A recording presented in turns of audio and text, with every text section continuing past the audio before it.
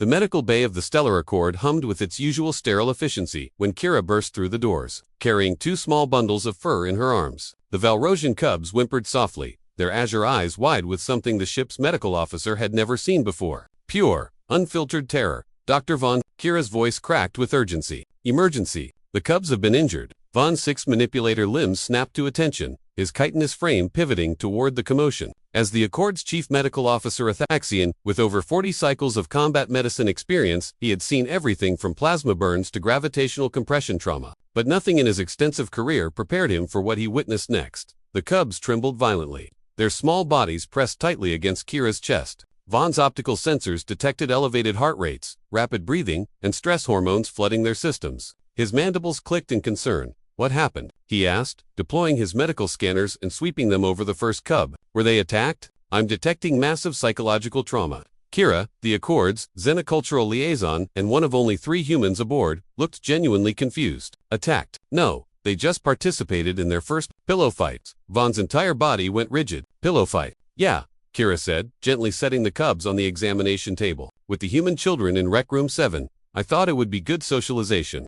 Vaughn immediately accessed his medical database, cross-referencing human customs. What he found made his respiratory spiracles flutter in disbelief. Kira, according to my records, a pillow fight is a human recreational activity involving striking opponents with cushioned objects. Correct? Kira nodded. The kids were really gentle with them. I made sure gentle. Vaughn's voice rose to a frequency that made nearby equipment vibrate. Gentle Kira, do you have any idea what you've done? Before she could respond, Commander Thelvax's towering Kryn warrior strode into the medical bay, his scales rippling with agitated colors. I heard there was an incident involving the Valrosian cubs. They are under diplomatic protection. If they've been harmed, they participated in human battle training.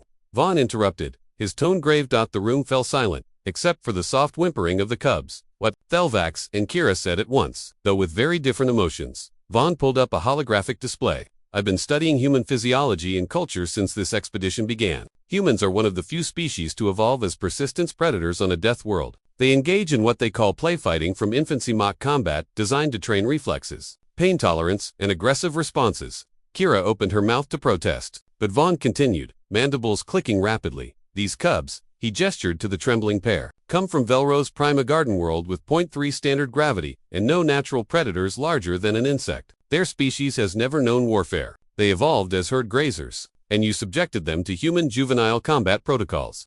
It's just hitting each other with pillows. Kira protested. It's fun. Fun, Thelvax repeated, leaning down to examine the cubs. His warrior instincts immediately recognized the signs of psychological shock. Human children engage in striking each other for entertainment. Well, when you put it like that, Kira muttered. Vaughn pulled up video footage from Rec Room 7. The display showed 6 human children ages 5 to 10 engaged in organized chaos. They swung their pillows with surprising force, rolled across the floor after impacts, and, most disturbingly, laughed while doing it. Then the Valrosian cubs appeared on screen. A 6-year-old human approached them with a pillow, purposely pulling her strikes. Even so, the impact sent the first cub tumbling. The second cub froze entirely evolutionary instinct, recognizing a predator attack, yet having no framework for response. Pause, Vaughn commanded. He zoomed in on the human child's face. Notice the expression. Humans call that a smile. It's a display of joy. She was happy while engaging in combat training with beings half her strength. Kira watched her species through alien eyes and felt a chill crawl down her spine. We were just playing, she whispered. Humans play at violence the way Velrosians play at grooming, Vaughn said, his tone softening. The way Thaxians play at nest, the way Kryn children actually, Commander. What do Kryn children play at? Hunting formations and territorial displays, Thelvax admitted, but we recognize these as preparation for adult survival skills.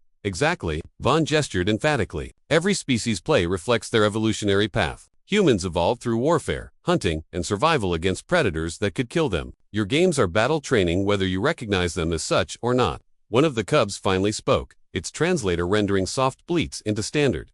The small human, she moved so fast, and her eyes, predator, eyes forward-facing. She was hunting us. Kira knelt beside them. I'm so sorry. I didn't realize. We would never hurt you. Humans play rough, but we know when to stop. We know how to be gentle. Kira, Vaughn corrected gently. You know how to suppress your violence. There's a difference. These cubs have no instincts to suppress. They're herbivores from a paradise world. Their hindbrains interpreted the entire interaction as a predator attacked by children. Thelvax's scales shifted to a thoughtful purple. This explains much about human military effectiveness. If your children train for combat from the moment they can walk, we don't. Kira insisted. We play. She stopped. Flashbacks of human childhood flooded her mind. Wrestling, boxing, martial arts, 4 or 5-year-olds, dodgeball, tag, capture the flag. Every game, a simulation of hunting or warfare. Oh, she whispered, we really are terrifying, aren't we? Vaughn administered a mild sedative to both cubs, their breathing finally slowing.